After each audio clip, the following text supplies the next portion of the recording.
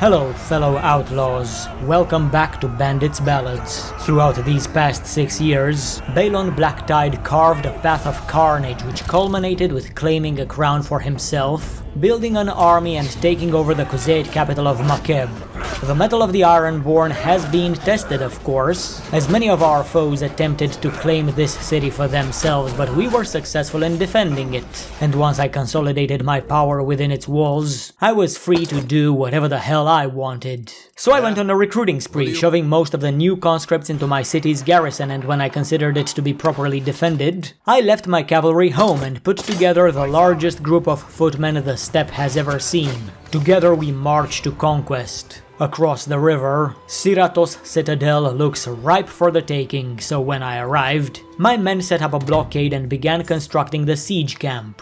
I was planning to build all the proper engines of war as well, to help my troops scale the castle walls with greater efficiency, but since I was the only general in my army, even our basic preparations took a long time to be finished, and by the time my camp was constructed, the defenders already had 2 catapults in place. If I proceeded to build my siege engines, I risked losing them all to the enemy's bombardment, and then we would have been back to square one, so I took a rash decision.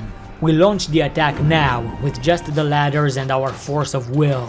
Unlike in our last assault, for this one I couldn't let the lads in the weird formations they chose for themselves. So I organized them into 2 infantry divisions and 3 archer groups, which I positioned as close to the walls as I possibly could.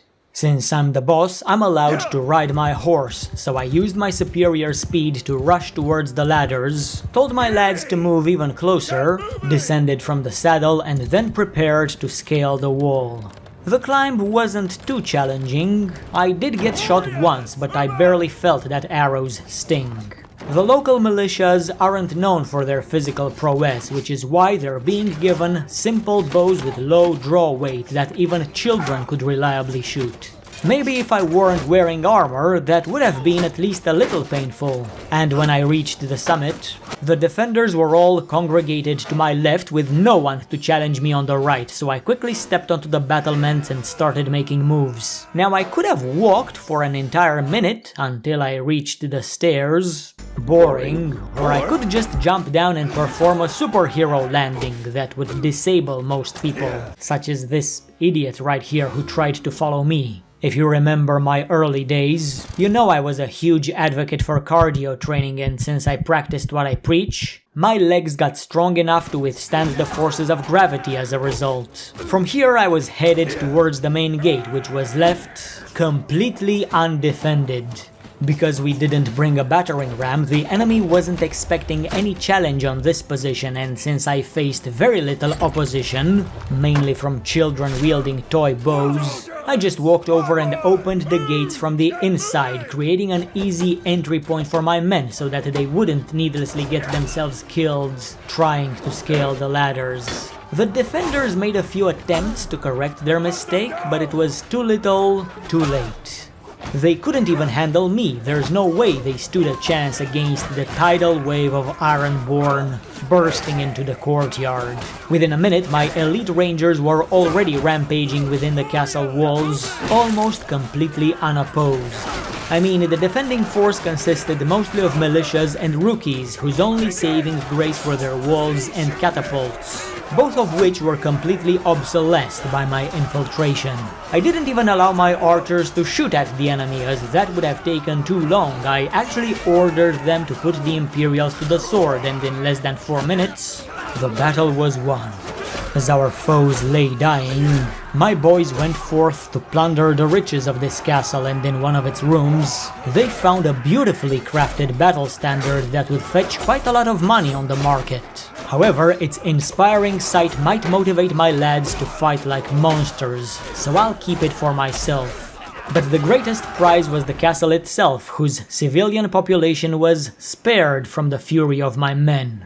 We probably could have gained another 2,000 dinars if we devastated the settlement, but it would have cost 20,000 to repair the buildings my retards inevitably burned down. I plan to rule over the fiefs I capture, not be king of the ashes. Before departing on my next conquest, I left behind 60 of my weakest soldiers to defend this fort, ordered the construction of some new buildings, and then took a look at the geopolitical situation where I briefly considered attacking Lochana Castle, the place of my coronation.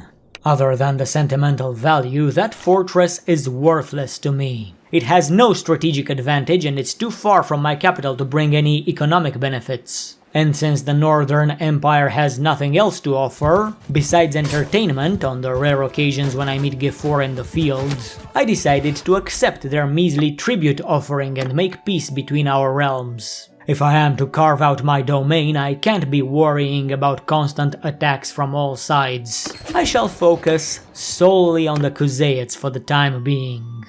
For now, I would return back home, recruit whoever I can along the way, and ready my troops for another siege. The fortress of Tsepesh looks enticing. It's too close to Makeb not to take it. After filling my warband with the absolute strongest soldiers stationed in my capital, we marched towards our next target, but not too far away. There lingered an army of about 500 Canaanites. Perhaps my legendary 300 can defeat them, but not without suffering heavy casualties, and to be quite frank, my soldiers are more valuable than whatever loot we could steal from the nomads or the glory we would gain.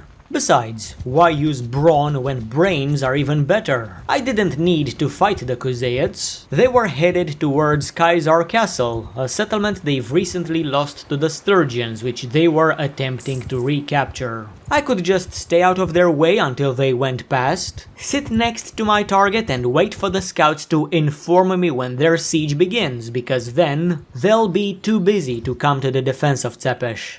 Because we outnumbered and outclassed the defenders of this fort, I proceeded exactly as I have during the siege of Syratos, with ladders and strong legs as my only tools. It's faster than waiting to build all the other equipment, although it is an extremely high-risk strategy because a singular mistake is all it takes to lose the battle. And I almost committed that mistake because I underestimated the amount of archers that were waiting for me when I jumped off the wall and into the courtyard.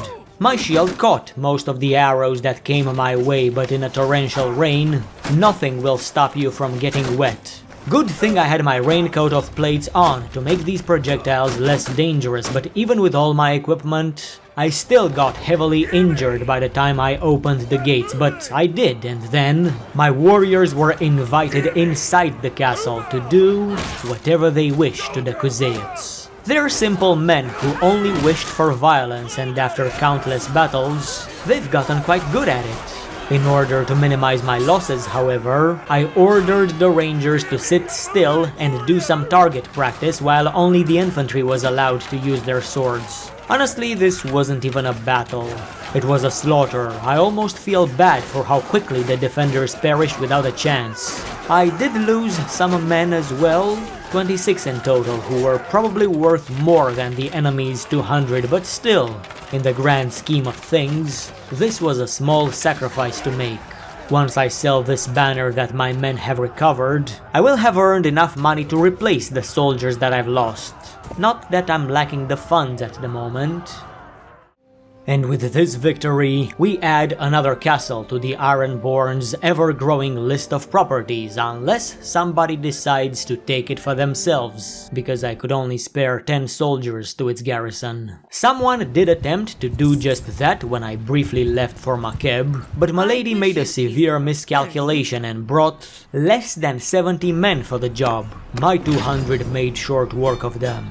I then set course towards my third target, Usek Castle, which was already being besieged by an army of 1,000 Imperials. Nothing I could do here anyway, so I had to leave, but soon I received word that Impaler Castle was once again being assaulted by its former owners, who unfortunately brought too many soldiers for me to handle. It was pretty easy to conquer the first time. I'll just wait for the nomads to get more of their men killed, and then I'll handle them and take back my fort. In the meantime, I was going to just roam the steppe and recruit more people, and eventually, my party was at full capacity, so I had to return home and reinforce the garrison. Before I even walked through the gates, I noticed a lot of Imperial banners within the walls of my city. Must be the army that besieged Usek, which was still in the Khuzaits' possession. Perhaps I can claim that castle after all. Needless to say, I wasted no time in heading over there, and since most of the defenders have already been hamburger timed by the imps, I had no reason to build anything more than basic ladders, especially now that I've developed my quick siege method. My ancestors used the ancient term of blitzkrieg to describe such engagements. Maybe I should reintroduce this word in my vernacular. Needless to say, this assault was even easier than the previous two. So easy in fact that I didn't even lose a single soldier. When I was done with that, I left the 17 boys I rescued from the dungeons into the local garrison, but as I prepared to leave, I took notice of an army of the Khalasar passing by. I did not know whether it's the same army that took my castle or another one, but it needed to be removed. I attempted to bait them into attacking the castle with me inside, but they refused to fall for that. And I briefly considered executing a devious maneuver which required me to sacrifice a few of my soldiers. My boys are worth a lot more than that, so I decided I'll just pursue the Khuzaits and attack them in the field. In spite of their numeric superiority, they attempted to flee, which tells me all I need to know about our upcoming battle. It'll be an easy win, and if there was any shadow of a doubt about that prediction, it was dispelled as soon as I saw that we also have the terrain advantage. I don't even have a standard procedure for such large battles, but the principles are the same ones I've always relied on. Shields stay in front, archers at the back and on the sides, while the riders use their superior mobility to divide our enemies. Initially, the horsemen followed me and mirrored my movements, and it seems that our foes had a similar idea. Both cavalry groups charged towards one another, but nothing noteworthy happened in this initial engagement. The Khuzaits fell back and I slightly adjusted my approach. Because I prefer using stationary formations and slow movements instead of hypermobility, I ordered my horse archers to take the left flank, with the cavalry forming a pseudo-shield wall in front of them. Before I could do anything else, the enemy rode uphill in a futile attempt to inflict some damage upon my horsemen. At this point I realized I forgot to equip my lance, as I usually do before a field battle, so I was stuck with just my sword and crossbow. I could have wasted time retreating, re-equipping, re-engaging the enemy and rearranging my men into the same formations, but that would be retarded, so I chose to make the best of the situation and use the tools at my disposal to dispose of my enemies, and that worked much better than I was expecting. I even managed to out-Khuzait some Khuzaits by being a better horse archer than them, masterfully using my light crossbow to shoot them off their saddles, and to be honest, I was rather impressed with myself, which doesn't happen very often. In the grand scheme of things, that brief rampage didn't have a whole lot of impact upon the enemy forces. But when they returned, I went absolutely berserk, cutting down one enemy after another, and another, and another. It's as if my sword had a will of its own and it thirsted for blood. But as you can expect, the enemy couldn't handle the heat, so they ran back once more, which allowed me to put a few more crossbow bolts into their spines. Among my acupuncture patients, I counted the leader of a mercenary company known as the Embers of the Flame. It seems that his embers have died out, at least for the duration of this battle. Of course, I got subjected to a little acupuncture treatment myself, however, my gear ensured that I don't zone out as easily. But all this talk about traditional medicine has made me forget the main subject, the battle itself. When it began, the enemy's main force was on the defensive, but for some reason, their horsemen thought they can handle shit on their own. They tried, they failed, and because of it, now all of their men panicked and took the stupid decision to charge uphill into a torrent of arrows that rains down on them from all sides. I honestly don't know what they were hoping for, because when they got in range, I ordered my cavalry to charge into their archers and my infantry to clash with theirs, while at the same time, I allowed my sword to drink its fill. Wasn't much longer till a few scattered survivors realized they're doomed and attempted to save themselves, but as the laws of physics dictate, an object in motion remains in motion, and I've already gone through the motions of swinging my sword and cutting down the Kuzeets. I just couldn't stop. Before this fight began, I predicted that it will be easy, and when seeing that I've lost a mere 5 men while defeating 400, I realized I've exceeded even my highest expectations. Then again, the boys we've defeated today were mostly fresh recruits, because the Khalasar's real soldiers perished in the rocky meat grinder outside Makeb when they attempted to defend that city. Actions, consequences. I realized that if I executed my devious maneuver, I'd have needed to sacrifice at least 30 soldiers, and then I would have lost a few more in the actual battle, so it seems that fighting the Dothraki in an open field paid off eventually.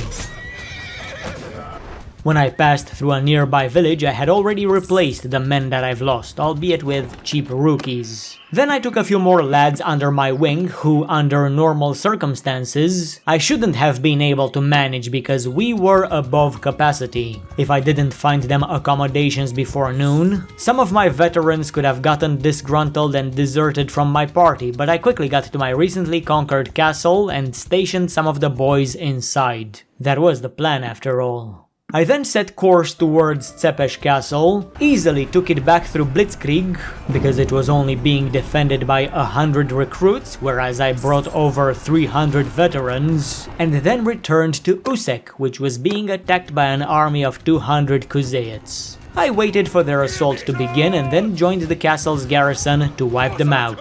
I won't even bother describing that battle, that's how easy it was, thanks to the same tactics I've showcased recently. And with this, I've secured 3 more castles for my kingdom, and since the Kuzeets have nothing else that interests me, I sent them an envoy to tell them that I accept their tribute in exchange for peace. So it seems that we have come full circle, as I went from a nobody who was at war with the entire world to a respected king that has made peace with all the factions. The end. Ha, I wish. I admit this would be the best time to end Balon's saga on a positive note, but his work is not yet done. During his stay here, he may have accomplished all the goals he set for himself by attaining strength, wealth, a family, and a place to call home, but just like yours truly, Sir Blacktyde is a bit of an overachiever, and there's still some territory he wants to claim to make his kingdom feel complete. It is possible that his ambitions would bring more problems than it's worth dealing with, but that is in the future and we only care about the present because it's the only gift we've got. Now this is where I would normally end this chapter and say that I'll see you in the next one, but the next one is sure to feature some lengthy battles. Battles that Balon has to thoroughly prepare for by recruiting even more soldiers and reinstating some of his companions as generals in his army. First, I have to make some room in my party for new recruits, and secondly, I am in dire need of speed.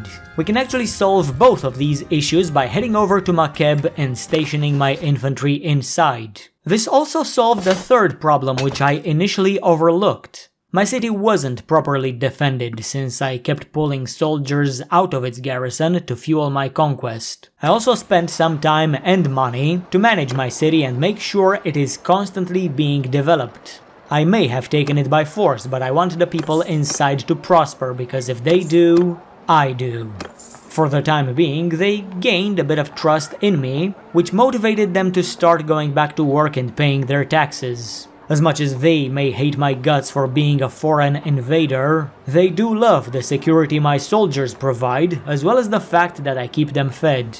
Our local orchards provide a bit of food, The surrounding villages, including those bound to the nearby castles, bring in even more fresh produce, and on top of that, we have frequent caravans supplying us with goods. And if those three were to fail, I'd make it my personal mission to bring in food from distant lands and sell it here even at a loss. After years of raiding, I've grown wealthy enough to afford taking care of my subjects. But I still had a job to do, and it involved a lot of traveling and talent hunting. Because I own most of the surrounding Khuzait villages, the notables are bound by law to send a lot of their lads into my personal retinue, so it's pointless to mention each and every settlement I passed through in search of new recruits. I do have to mention the 38 steppe bandits that I've conscripted though. I saw these lads a bit earlier when my castle was being besieged, but I couldn't chase after them when I had territory to defend. I am glad they didn't get themselves killed in the meantime. If they lose their lives, I'd much rather they do it in my service. 3 days later, I had enough manpower to mobilize 3 additional parties, with my companions in charge. I mostly gave them some basic tier 2 units because I'd rather keep the elites for myself. I actually value the lives of my veterans and only put them at risk when the reward is absolutely worth it, unlike my dear companions. Hopefully they'll also do a bit of recruitment on their own before I issue the call to arms. Speaking of which, that's something I need to do myself once again. The recruitment never stops. It can temporarily be put on hold, however, if other issues arise, such as the need for my castles to be reinforced. Because I don't feel like micromanaging every single aspect of my kingdom, I summoned my generals and told them to leave whoever they can spare into the garrison of Tsepesh Castle. About 100 lads should suffice. To ensure we don't bleed money by overprotecting these forts, I set a wage limit of 1,000 dinars for every castle. As for Makeb, no price is too high for protecting the seat of my power. I then made my way to the fortress of Usek to repeat the very same operation, and when that was done, I disbanded my army and continued my recruitment run for quite a while. It didn't matter who joined. Peasants, looters, bandits, mercs. If they can swing a sword and die for their king, that's all I really want. I can supply them with the equipment they need to be semi-competent at their job. Eventually, I had everything and everyone I needed in order to execute the next stage of my master plan. That, however, is something we will explore in the next and final chapter of Bandits Ballads, because for now, we're done. So allow me to thank you again for tuning in for another episode, and I hope to see you soon. Goodbye for now.